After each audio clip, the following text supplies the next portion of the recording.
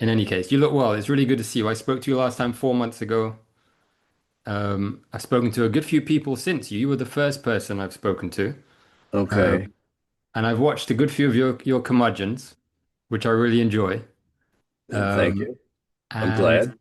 so, I mean, I had really just one specific topic I wanted to deal with today because I didn't All really right. speak to you enough about one particular aspect of what I'm interested in. So my book's been accepted in terms of I'm going to write a book called The Psychology of Tabletop Role-Playing Games, and that will hopefully be published towards the end of next year. It's for Taylor and Francis, and I've just started writing it, and it struck me that there's probably no one better placed than you to understand I what. find that title incredibly ironic because the only people role playing before us, it was an experimental thing in psychology and group sessions. And we had to explain it that way when we were talking to press and whatever. Incredibly ironic Yeah, I title. can't think of anything. I mean, back then it was called, I mean, it had long titles in it, like miniature wargamings in the fantasy setting with paper and Oh, pencil. And yeah. I probably got one of those around here somewhere. Yeah. so it's really hard to kind of get that across. But these days, I mean, you don't even talk about role-playing games anymore. You have to say TTRPG if it's tabletop or whatever other format. There's LARP, of course, there's video role-playing games, all this stuff. I'm just focusing on the tabletop stuff. Good. But what struck me, just because that's what I'm interested in as well, not because there's anything wrong with any of the other things in my view. But what really interests me is this. You took over Strategic Review the last couple of issues, Yes. and then you ran Dragon and Little Wars for a little while, but you ran Dragon for 4 years? 3 dozen issues or so. Okay. So it struck me. I was reading issue 16 of Dragon, as you Okay. do. And it struck me that there was clearly a bit of an atmosphere that was starting to arise between TSR and the creators on the one hand, and the fans and the players on the other hand. And it struck me that, so in that particular issue, Gary Gygax wrote an article on the balance of play and how lots of the ideas that you and he had been receiving would dramatically alter the balance of play and were purportedly in favor of realism. But Gary was saying, hey, this is a game, and wizards can't pick up a sword because it's a game, not because we're aiming for realism. And if you allow wizards to pick up a sword, you will mess with the balance of the whole system, and you won't have a game that functions and is enjoyable in the way that it's currently enjoyable. But what struck me was the emotion that was in his article, and you'd finished it with something along the lines of that you had been receiving comments that were against you from some people, from fanzines, and from some fans. And it struck me that, okay, you published a lot of stuff in Dragon, but you would have been receiving lots of things that you hadn't published. And I'm curious as to what the early players were doing that you knew about, but maybe your readers didn't. So were they deluging you with character classes? I've written down a whole list of character classes that you published in Dragon alone in just the first 2, 3 years. Is that the kind of stuff you were receiving? Yes. I- Deep enthusiasts, I'll call them, deep divers, um, in many cases, genuinely wanted to help us expand the game. But the Ranger, well, everybody knows where the Ranger came from, Aragorn, you know, and then we had to have druids, and but it's okay if they're tailored to fit the game. It's not okay if they come in and disrupt it. And we felt an obligation to mold and protect the game as it was unfolding and as it was transitioning. And we tried to lop off what we thought was silly stuff or wildly unbalancing stuff. And we were fighting the fanzines in that they were the source of the most crazy stuff that hadn't been thought through. And also, We were fighting to protect and defend our product, our game. And it was it was very much a defensive action. Something silly would crop up, the fanzines were an interesting um, deluge of comments, many against us, um, which we didn't take with much seriousness because fanzines were anybody that had a fiery opinion and was willing to make 36 copies in a single color and send it off to the fanzine where they assembled all these with staples, and it was a virulent fan base. And they'd had little to no experience in game design of any kind and just weren't able to see through where that might conclude. And Gary was adamant he did not want a game where wizards took over. He was adamant. He supplied all kinds of magic and the stuff you needed to make it work, the components and all this stuff. But he was, there was a real dichotomy in Gary, I thought, because the churches he went to and the faiths he espoused were, the witnesses were, Jehovah's Witnesses were the mildest, in my opinion. And if that's what gave him solace and comfort, okay. I'm not knocking that. But that was a real dichotomy in all the magic stuff that he put into the game. And many of his own church said no, no, no.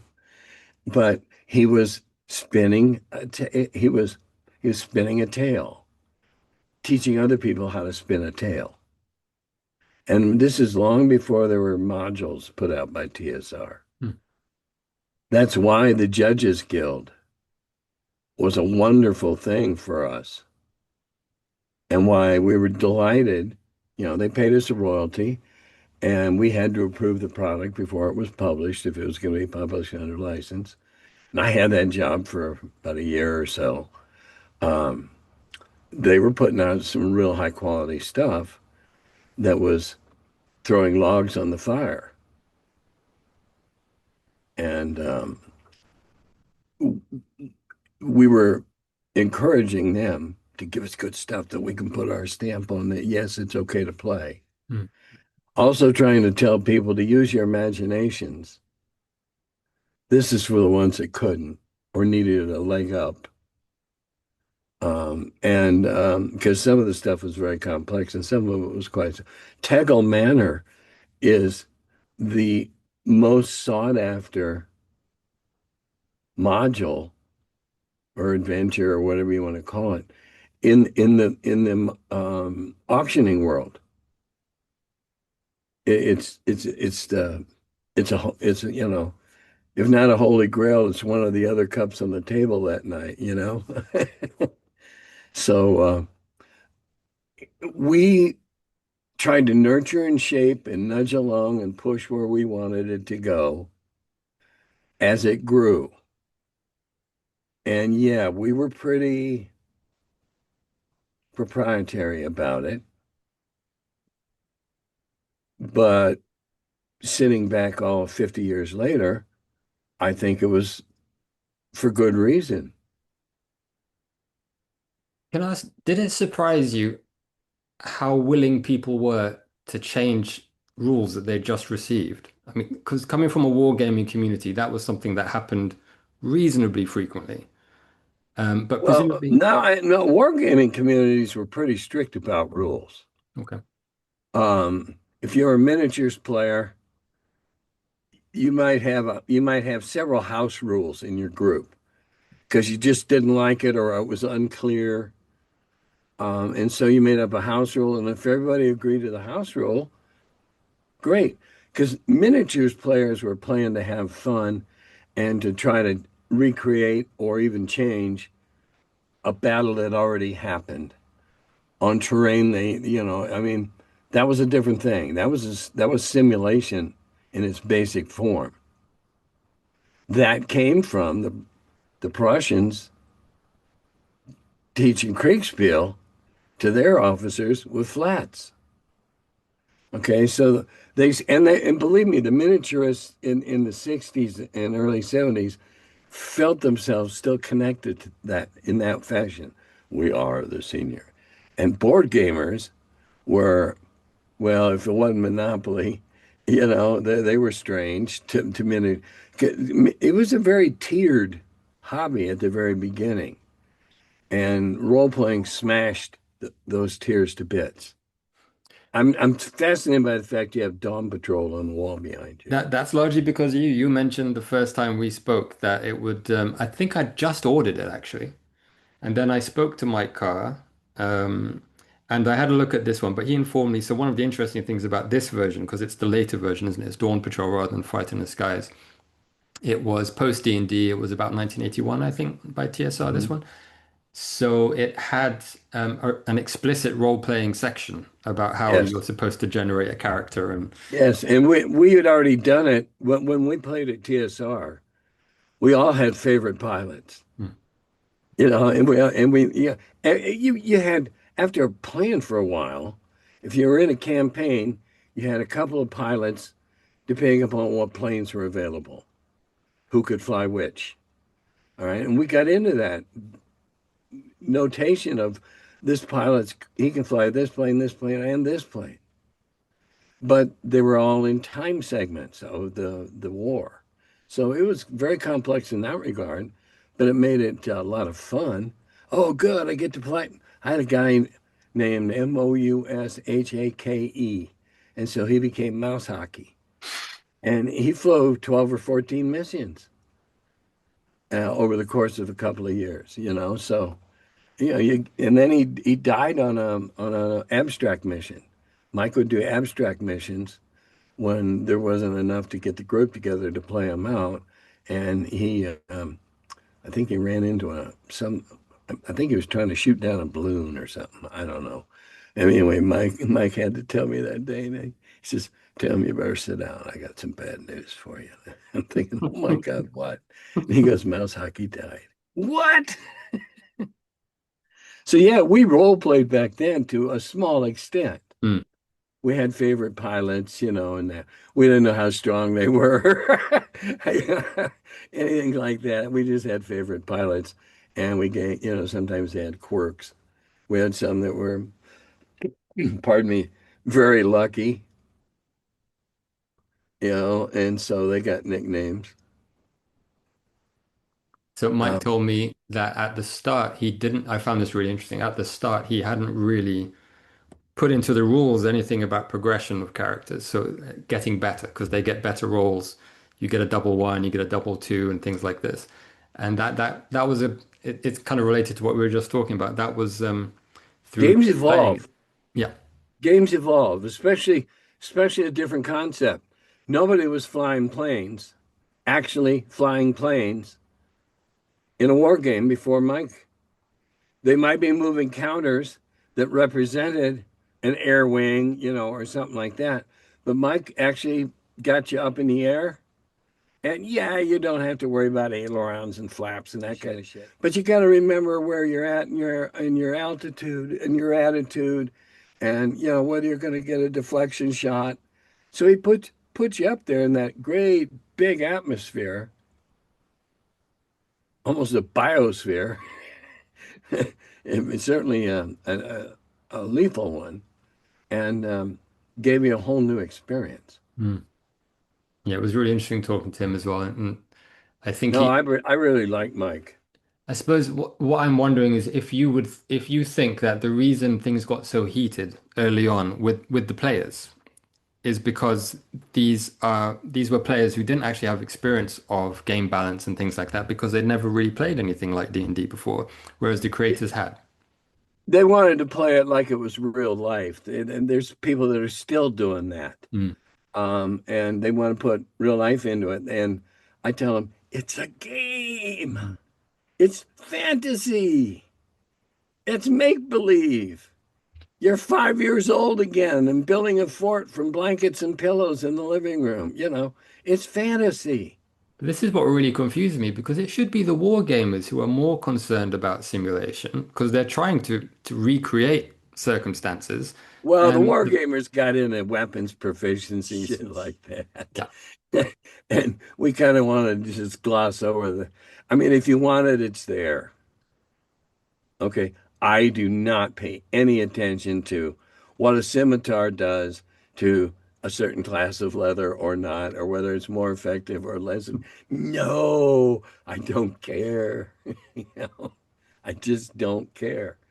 We fought with the players because a lot of them making these what we considered silly or imbalanced um, propositions didn't respect the system.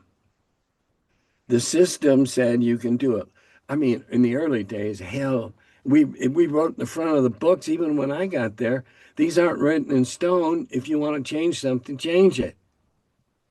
So it's not like we were restricting anybody. Now, I admit, anybody trying to learn the game through the first three little brown books, that was a nightmare. I know I did. That's how I learned to run it. And that was a nightmare. But once you made it through the swamp, ta-da, here we are in the orchard. Pick some fruit and let's have some fun. so what kind of stuff were you receiving that you were not publishing? So I guess you were turning, I remember you mentioned you had the three piles. So what was in the apart from the bad quality stuff, what was decent quality, but you didn't like that because it would, for example, mess up the game? Well, I must have gotten at least half a dozen articles over the span of time trying to sell the idea of spell points Mm. This was a big thing. or trying to beef up wizards, magic users, at the expense of the rest of the campaign. Okay. They probably cosplay in long purple robes today. If there was cosplay back then, it's what they'd have worn. Um, it was that type of thing that, no, you think it's a good idea, but no, um, I wasn't going to put anything in the dragon that went against the ethic, the ethos that we had fostered it with. I'm not, people saw it's in the dragon, it's official. No, no, no, it was never official unless we said it was. But I was not going to put in something that people are going to go, and it was going to start a big fight. No, no, no, no, no, no, no. And we were just trying to say, hey, we can all sit down and have fun within the framework of this game and these rules. And the rules are there. You know, the rule that a fireball had a 50-foot radius was there for a reason. You didn't throw it in a 40-foot room that your party was in. Well, you did once, and then you were the only survivor, maybe. If you were standing outside the door, the blast probably got you too. Um, we used to hear through the grapevine of TPKs like that all the time. Too And, much fun. and it was fun, yes. Um, Crazy Neil went into a very small room, polymorphed himself into a golden dragon. And thus was born Dragon Spam because he was cubed, and that was the end of Crazy Neil. At least that character. He rolled a new character next week. Um, Well, he had a ring that I shouldn't have given him when I was a greenhorn from the my first effort at a campaign. He had a polymorph ring that I shouldn't have let him have because he certainly wasn't grown up enough. He was so like the a 7-year old. And we did get letters. Yep, you were right. Blew the campaign apart in 6 weeks. Yeah, yeah, spell points particularly. That was every once in a while somebody picks that scab and basically comes around to what they want to say is spell points. Now, I'm guilty myself in that I have mojo. My clerics have mojo. They have enough mojo to say enough prayers of enough potencies that are a very parallel of clerics and their spells. But my clerics they have so much mojo and they don't have to memorize what prayers they're going to say tomorrow in advance. They have them all at their fingertips. Hmm. And I regulate that in that if you want to say a prayer of a second level again, speak with animals is usually the most frequent one that I think of that. And you haven't used this fourth level prayer of, you can use it for the second, but you don't get change. But you have this mystical amount of mojo or juju or mana or whatever you prefer that you can call upon each day. And you got to get a good night's sleep to get it, to be back again the next day. So yeah, there's a lot of parallels. But in my world, clerics don't throw spells. Hmm. They say prayers. So It's it was, much more in keeping with what a cleric is. so it was really about the protection of D&D, the brand, rather than actually the behavior of individual players, including people within TSR. So you would play things with a different rule. I heard that Gygax didn't necessarily play D&D according to the rules that he'd written, but the point Oh was to no, have. none of us do. Hmm, Did. hmm, No. hmm. Um,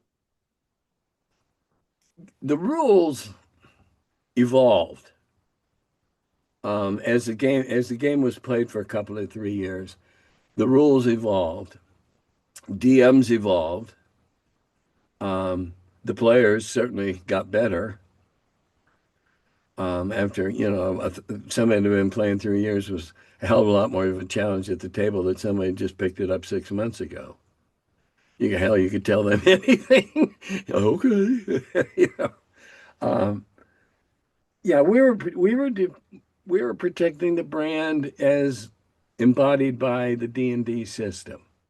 If we like a change, you'll see it get published, and we'll say it's a change. That's how the thief got in, the druid got in. Bard? I think, were you the Bard? Or was that before you? Well, I was there. Okay. Yeah, the bard. Oh, that's a bitch getting to be a bard, but wow, once you are a fifth or sixth level bard, it's somebody you don't want to cross in a bar fight. He can poke you. He can then and there's a singing group, a bunch of guys that do the song on my video, Hmm. and you see their name at the end. And they've got a bunch of CDs out that are D&D songs that are just hilarious. And one of them is Bard Camp.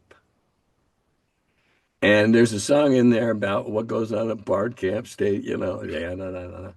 And then they tell the tale of the second edition Bard who picked a fight with a first edition Bard and found out, that's a whole lot, because they really they gelded the Bard in second edition. They gelded him. And then supposedly in the name of making him easier to, be. But by God, if you made it to Bard status under the old rules, and it was supposed to be one in 1,000 accomplishment. That's what it was supposed to be.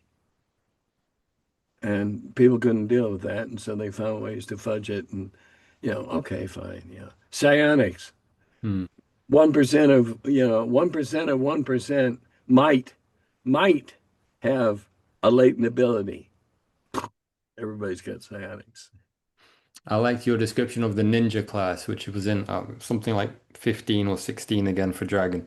And you said this was sent in as a character class, but it's too powerful. So this is an NPC for DMs to unleash upon their players if they're too powerful instead. Yeah, yeah. There's no way that submission could have been played as a player character. It's a big, good few pages as well. I was going through it. My Yeah. God, this is a Oh, lot of stats. it was well written. In fact, I think that was the cover. Didn't we have somebody crawling a castle wall or something on the cover of that issue? Can't remember. I believe so. I commissioned it, and it was a well thought out concept, and we were still of the opinion that the DMs could keep a handle on their group, their games. Okay, I can take down my reminder on you. Yay! I'm glad. Have a clear desktop again. And again, I really appreciate your time, and I'm glad to see that you're well. I'm just sad I won't see you at Gary Con while I'm freezing my nuts off, presumably. Now, if somebody sent an Uber here in a nice van that was comfy inside and had a DVD player in it and drove me up there and gave me a room, and gave me money to eat on, and then drove me back in that fancy ride, I'm sure. I wish you a good rest of your afternoon. And in honesty, if there's anything you can think of that I can do in return for your time, please do let me know. Much appreciated, except for Chelsea winning the Premier League. Oh, come on, can't you do a little magic and get Palmer back on the pitch? Uh, All righty. I've had fun. Oh, golly, an hour and 15 minutes. Thank you, Tim. I really Time appreciate flies it. when you're having fun. You're a star. Okay, well, take care, and hopefully our paths will cross at some point in the future. That'd be great, Stephen. Love to see you and press the flesh, as the saying goes. Thank you. All Good right, day. take care.